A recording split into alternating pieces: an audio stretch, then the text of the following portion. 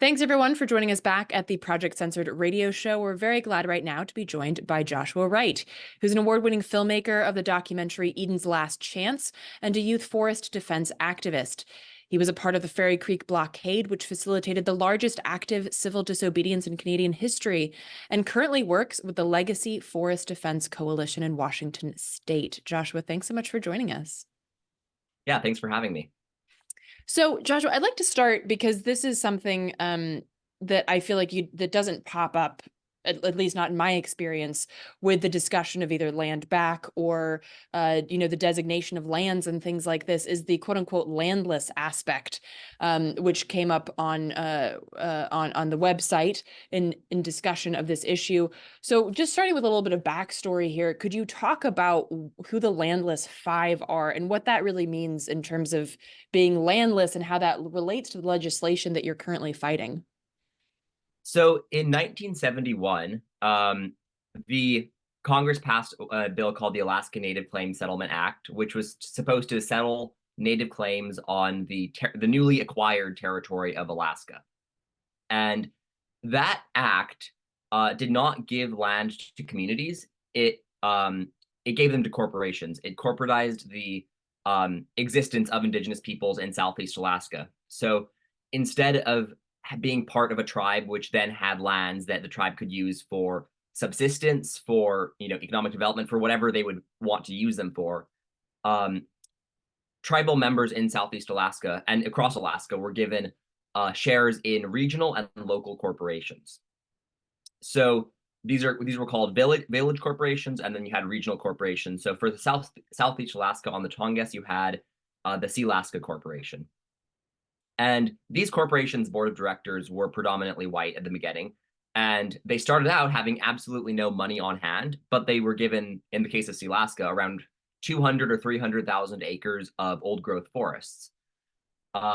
So as you can imagine, those were brutally clear cut. Through the 80s and 90s, some of the biggest clear cuts on Earth were in Southeast Alaska. And even until today, these corporations have still been logging out these lands. And to put this into perspective, these clear cuts are some of the biggest in North America. Some of them are over 5,000 acres. There are not stream buffers on many streams. On salmon-bearing streams, there are tiny buffers, but on some of them are logged straight through. And there's no maximum cut block size, and these logs are exported in the round. They're not milled in Southeast Alaska.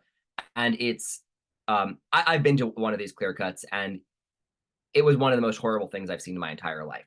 So as part of this Native Claims Settlement Act, if a community was considered urban in nature, then it would have a local, what are called village or urban corporations. And those corporations would have their own land entitlements. So folks living there would be a shareholder of that local corporation and the regional one. Some communities that were considered not to be urban in nature, and think of communities that like Teneke Springs, which is one of the quote-unquote landless communities in this bill. Teneke Springs has 100 people in it. It's predominantly a white town, and it has no roads. You have to take a day's boat ride from Juneau to get there. So these communities that had very few people and were not traditional village sites, those communities, the Alaskan Natives living in those communities received larger dividends from the regional corporations, but they did not receive their own local corporations. So for the past, I'll start that again. I think you might have heard that. So for the past 10 years or so, Lisa Murkowski, who is the Republican senator who represents Southeast Alaska, has been introducing this legislation called the landless legislation. And the sensible purpose is to fix an injustice where 5 of these communities were overlooked in land claims in Southeast Alaska. And the idea is to address this by giving each of them a township, which consists of 23,500 acres of cherry-picked lands. And these lands would then be used for economic development. Under a best case scenario, which would still be bad, these lands would be used as carbon credits to justify drilling in Alaska. And in a worst case scenario, they would just be clear cut. And the most likely outcome is some combination of the two. You might have heard about the 2001 roadless rule, which is the rule that protects many millions of acres of old growth forests on the Tongass. 52% of these land selections are areas currently protected by the roadless rule. So overall, we're talking about 88,000 acres of productive old growth forests. Sorry, 80, not 88. 80,000 acres of productive old growth forests that are at imminent risk of being privatized. And once they're privatized, they're going to be logged. And what you're seeing now is an astroturfed campaign supported by the regional corporation Alaska and by a number of major environmental groups, including the Nature Conservancy, to privatize these lands in the name of land back. But I guess what people aren't realizing is that this is a Trojan horse supported by the Republican delegation from Southeast Alaska, and it's it could be the biggest potential logging project in the Pacific temperate rainforest this century. So the stakes are really high. Yeah, and I want to circle back to a word that you used because I think it's a word that not a lot of people are familiar with, astroturfing. And actually it's shared on your website, the notongassprivatization.org. And you have a definition of it, quote, organized activity that is intended to create a false impression of a widespread, spontaneously arising grassroots movement in support of or in opposition to something, such as a political policy, but that is in reality initiated and controlled by a concealed group or organization, like a corporation. So with that, I mean, how is this like an astroturfed legislation in terms of like control of that land or native claims to ancestral lands? And so basically, can you explain that and why you're fighting that specific legislation? So this legislation is being supported by the regional native corporation Alaska, which is deeply invested into resource extraction in Southeast Alaska and would potentially stand to gain the subsurface rights to these lands if they were privatized. At least that's my understanding. So they've donated in a altruistic sense from their perspective, $500,000 to try to see this legislation through because they see it as correcting an injustice. And I'm not, I think it's mixed with financial interest, but also with they genuinely believe that this is the right thing to do to, in terms of correcting the injustices of colonization. And the reason that I'm opposing this legislation is not because of I'm by any means against land back. Those of us who are opposing this we don't not support land back, but we don't support corporatization and destruction of old growth forests. Wanda Culp, who was hoping to be here today, she's an elder, Tlingit elder who lives in Huna, which is one of the villages that had the regional corporation land selections around the village. And those land selections, which were selected in the 1970s, those were brutally clear-cut, 25,000 acres. And those were lands that her village used for subsistence living, for wild salmon, for gathering. And the fact is that the roadless acres of the Tongass National Forest in a roadless wild state provide more services for all residents of Southeast Alaska than these lands would to the Alaska natives of these particular communities who would be receiving shareholder dividends from them. And I think one of the things that we as environmentalists are known to do, especially lately, is see something that says it's land back, that says it's good, and immediately take it at its word. And those good intentions of the environmental movement to incorporate land back they're important, they are critical, but they are also being exploited by cynical interests who, in the case of this bill, they have a petition that has 3,000 signatures. People I know have signed their petition unknowingly because they see it's being framed as a land back proposal. But you will also hear the advocates of this bill say we cannot take logging off the table. And the only reason they would say that is if they didn't want to take logging off the table. And another thing that I would say in terms of this bill is if it was land back, wouldn't you want land around the village sites? Wouldn't you want land that the people could access? I think that that's a given.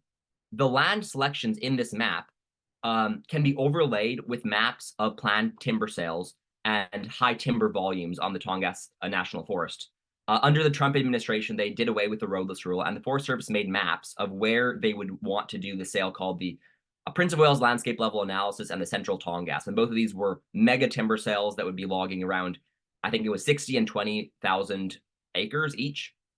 And if you overlay the location of the cut blocks with these land selections, it's almost a perfect match.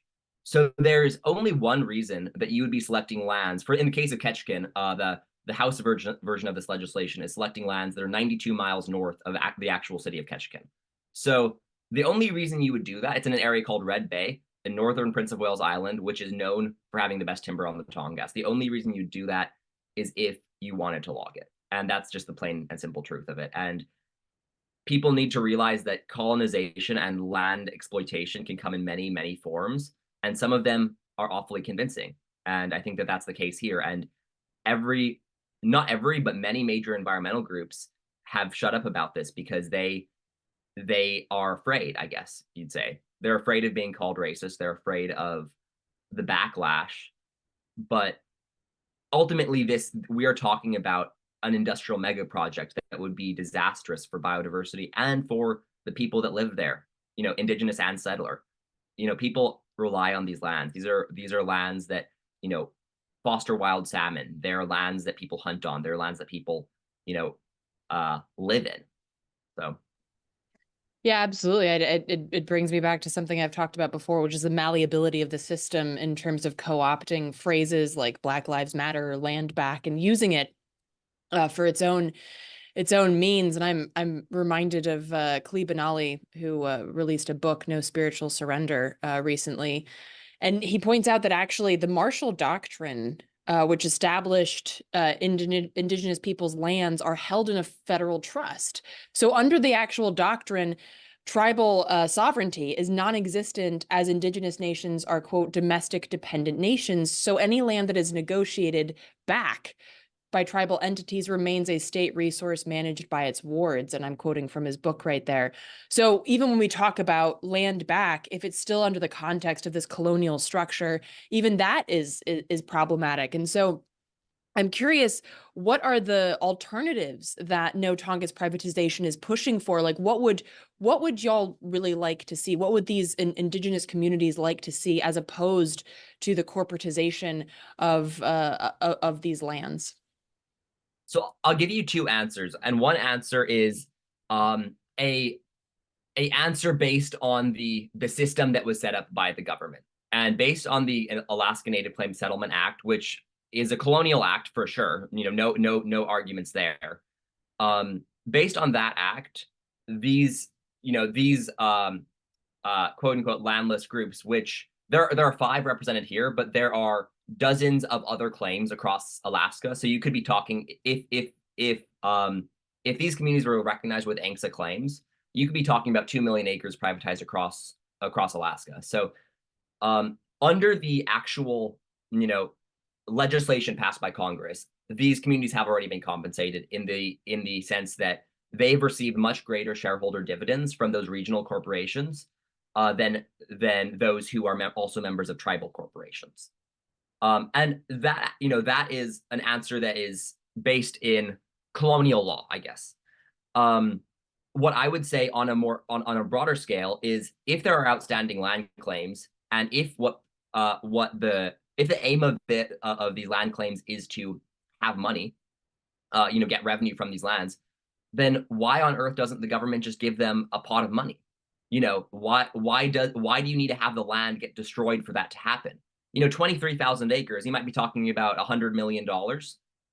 Okay, like I don't think anybody's gonna cry about that. That's all right with us. And on a broader scale, these lands that are currently managed by exploitation, 44 million acres across Alaska in these ANCSA corporations. Those lands should be, those corporations should be dissolved and given and incorporated into actual tribal government, so that these lands are managed on behalf of the people for all of their benefits, not just their financial benefits. And I think that there's absolutely a greater role for Indigenous peoples, tribal rights, for instance, like fishing and hunting without needing to go through the bureaucracy of the colonial state in Southeast Alaska. I think that there's a lot of room for co-management, not in a we're going to manage it sense, which always is code word for logging, but in an actual, Indigenous peoples of the land have the right to be involved in the land. I think that that's really important. But I think, ironically enough, part of colonialism has been the removing Indigenous peoples from their lands for protected areas and for conservation. But ironically enough, the very lands that have been that had Indigenous people removed from them, not because of that, but because of the aims of the colonial system, those are the lands which have the potential to be the most important lands to Indigenous peoples because they're still protected, because they're still functioning systems. So what you want to do is return Indigenous people to the land and return everybody to that land, but not in a way that you're going to destroy that land, in a way that you're going to protect that land. So as far as we're talking about that, I think that that is fantastic. But right now, this entire this bill is ultimately a corporate bill. It's a corporate scheme. Senator Lisa Murkowski's she's had a bone to pick with the forest. She's been wanting to privatize, in 2014, she privatized 70,000 acres on the Tongass National Forest to the Southeast Alaska Native Corporation, Sealaska. And funnily enough, those lands were logged and then they were put into a carbon project. So she has a goal of creating a 2 million acre state forest in Southeast Alaska to maintain a timber industry that employs, and I kid you not, 100 people in the region. That's her goal.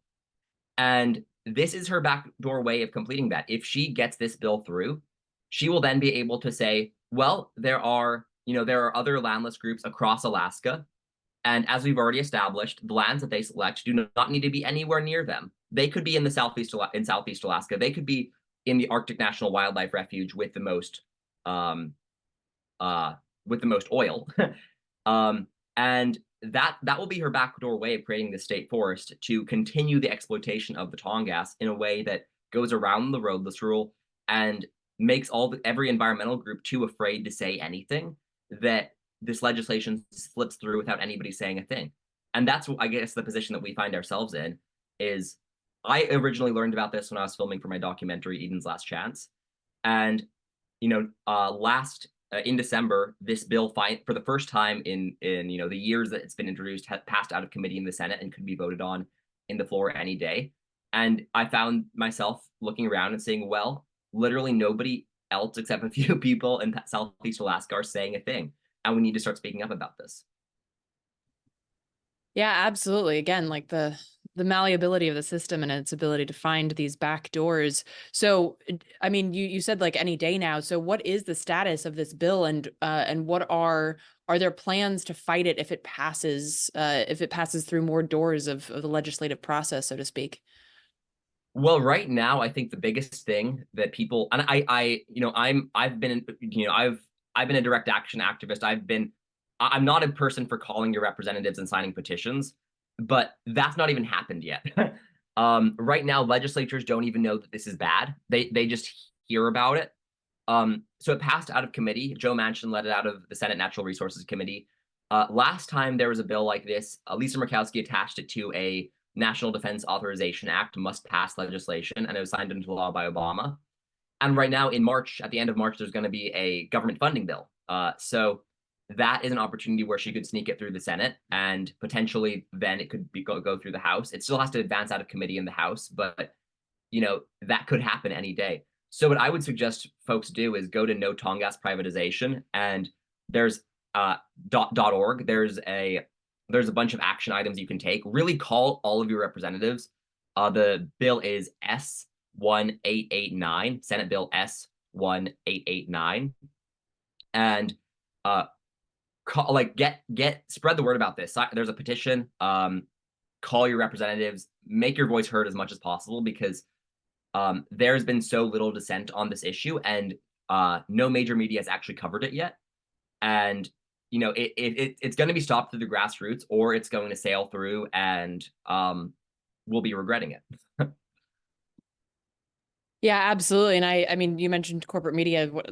Obviously, at Project Censored, one of the things that we do is combat corporate media, both in terms of propagandization and uplifting the stories they'll never touch. And I think that it's very telling that this is the kind of story that has that nuance that they wouldn't want to touch regardless, because they don't want to come out and make it look like they're against Native people getting land back. But they also don't want to anger the powers that be by going against legislation that they're pushing through. So yeah, this is absolutely the kind of thing that alternative media and folks on the ground should really be paying attention to. So, Joshua, thank you so much for taking the time to sit down with us. Is there anything else that you'd like to highlight or throw out there before we wrap up here? I I think it's just important for people to think about, in in this bill, we can, like, in this sort of fight, we can get lost in abstractions, and we need to realize that these lands, these 88,000 or these 80,000 acres, these 115,000 acres total, these lands are lived in by, the Alexander archipelago wolf, which is an endangered species. They are lived in by millions of trees, hemlock and cedar and yellow cedar, that have been there for over 1,000 years in many cases. And I guess I would say that their lives matters just as much as ours do. And we we can't be silenced just because it's scary. We can't allow ourselves to be silenced just because I guess the advocates of this bill have framed it in a way that makes dissent seem like it's anti-indigenous. I think ultimately, if you know what you're doing is right, if you know that it is right to save a forest from being clear cut, then take that conviction and let's stop this bill. Let's fight. Amen. Thank you, Joshua, so much for framing this all for us and putting it into context. And folks can check out No Tongass, that's TONGASS, privatization.org. Thanks again, Joshua. Thank you so much for having me.